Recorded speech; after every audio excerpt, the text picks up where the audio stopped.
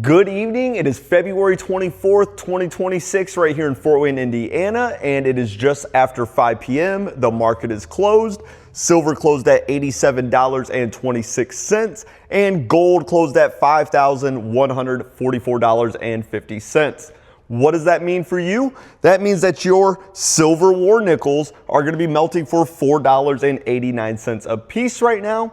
Your 40% silver half dollars are at $12.91, and then your 40% dollars are at $27.58. Now, our 90% constitutional, that's going to be our dimes, our quarters, and our halves, okay? Our dimes are going to be at $6.31 a piece. Quarters are going to be at $15.72, and then your half dollars are going to be at $31.56. Now, your 90% silver dollars, such as your Morgans or your piece dollars, okay, they're going to melt for $67.49. Now, keep in mind that a dollar face worth of constitutional 90% silver here is not the same silver weight as a 90% silver dollar. If you had 10 perfectly conditioned dimes or 2 perfectly conditioned halves or 4 perfectly conditioned quarters or any combination of the sort, you would only end up with 0.7234 troy ounces of silver, and 1 Morgan dollar or 1 piece dollar contains 0.77344 troy ounces of silver. This is a commonly made mistake, especially for beginners, or even sometimes dealers moving too fast, just doing math in their head. Sometimes we have to correct one another, okay?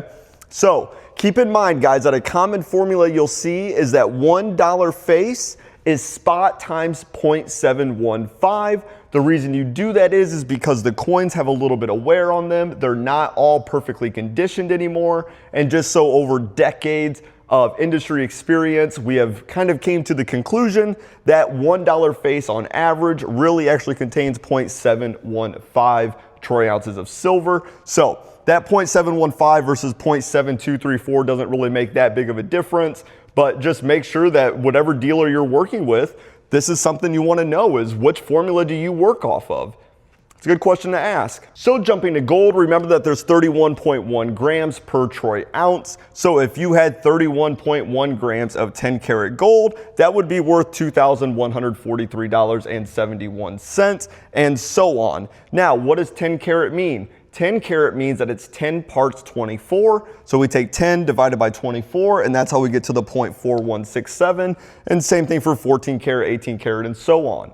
Okay, now remember, just as I've been saying in all of my previous videos, if you were to bring this jewelry in for us to scrap, most dealers are only gonna buy at 90 to 95% of the melt value, because we don't necessarily get 100% of the melt value when we go to sell it ourselves.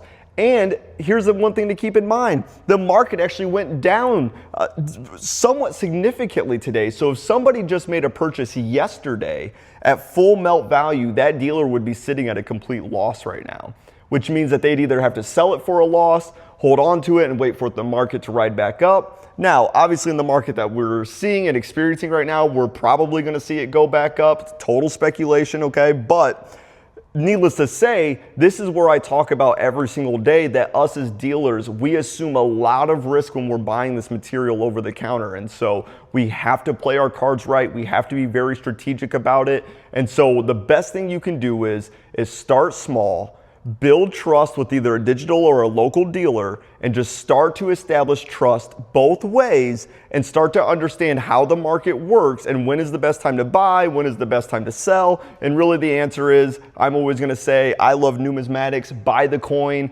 not the silver, because as they melt coins, they become more and more rare every day. So I'm a big believer in numismatics versus just stacking silver or gold. You know, for me, I love the game, I love the treasure hunt, so buy the coin, not the silver. So I also want to show you guys that if you purchase something from me, I put every single coin in an individual flip and I label them with the year and the mint, so that way you know what you are purchasing. So even when you see me run these things on Whatnot, I very rarely run raw coins, but if I do run a coin raw, I'll always put it in a flip before I send it to you.